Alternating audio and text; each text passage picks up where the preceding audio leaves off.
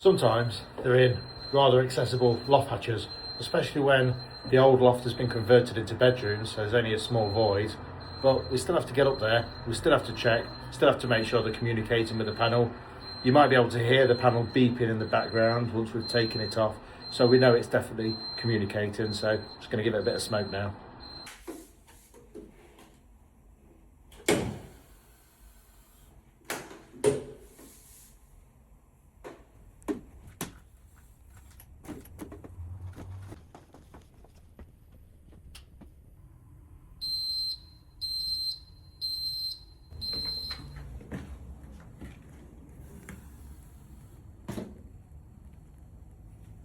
So broken tamper, so it's not reporting back, and when we smoked it, it's not communicating either.